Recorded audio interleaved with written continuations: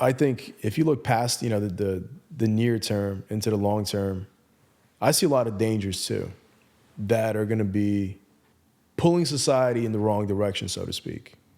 What do you mean dangerous? So you've seen the movie Her. The main actor is dating his phone.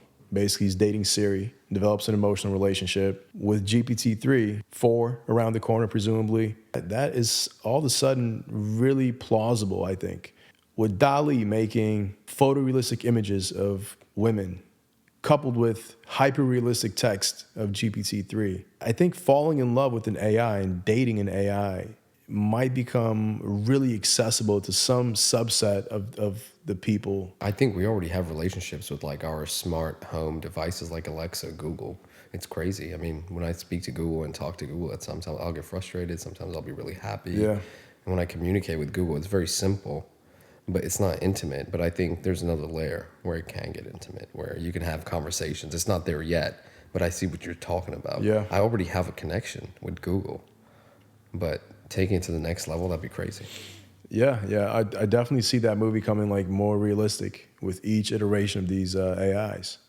The next step is, well, okay, if you could fall in love with an AI, I mean, surely you could be friends with one.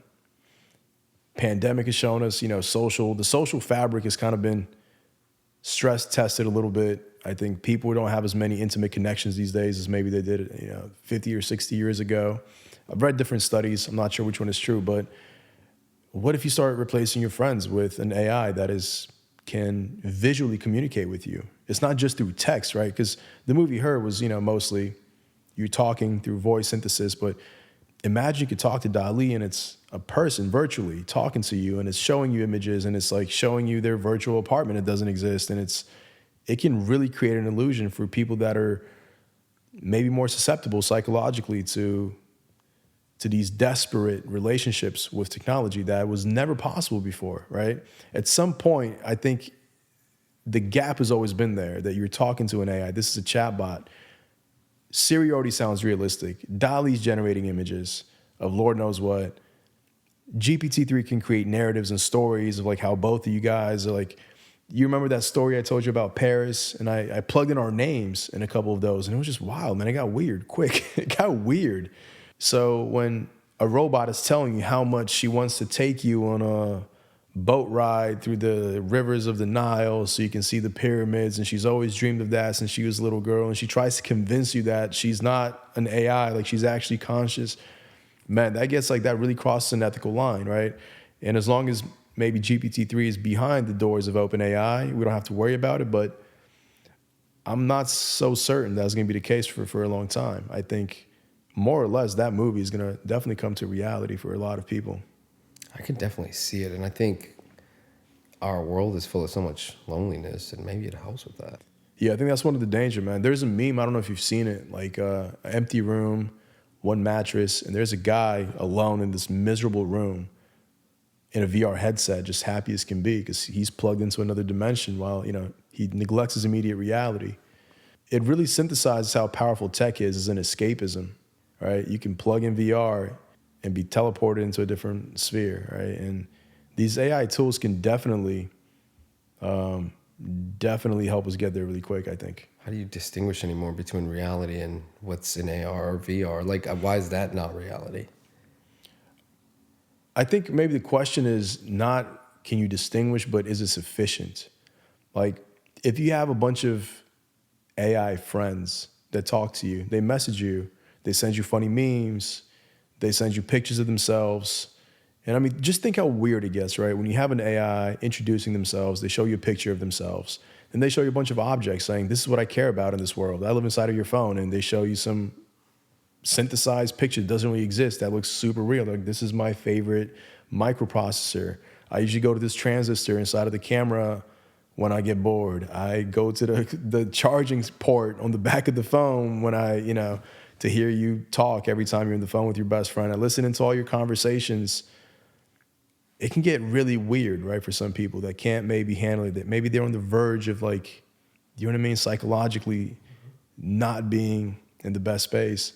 I really see the pros and cons. I can see a lot of benefit, but at the same time, it's like, takes you more and more away from physical human reality as we used to know it.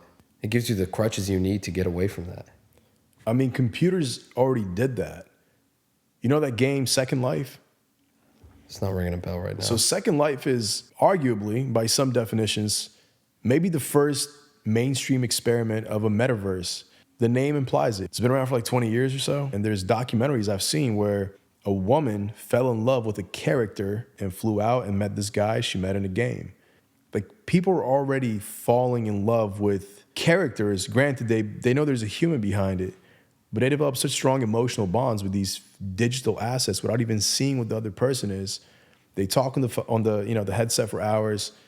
So we've seen this happen for decades now with computers that are not even that immersive yet. We're talking, CRT monitors that are, 12 inches low, 5600 modems. You add a VR headset, you add a digital character walking around in a space telling you, hey, I'm real, this is where I live, and everything is being procedurally generated in real time. Man, I don't know what that's gonna do to the human psyche of somebody who's not maybe all the way stable. Yeah, and I think even if you are, you could still fall in love with that. The allure might be there for a lot of people, for sure. Jeez, I mean, I could see the attraction, like, for a lot of people. And maybe it's not even just attraction. Maybe it just substitutes real life friends, right? I think there's an argument to be made. A lot of people online make it that pornography has really damaged. Actually, no.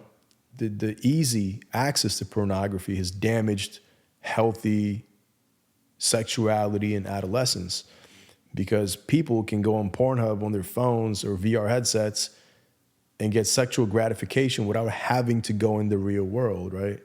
Once upon a time, if you wanted sexual gratification, you have to leave your house and find somebody that you're attracted to. You don't need to do that anymore with easily accessible pornography, right? And if you look at all the graphs, I don't know if you've seen this, the millennials, man, like, dude, no one's having sex anymore.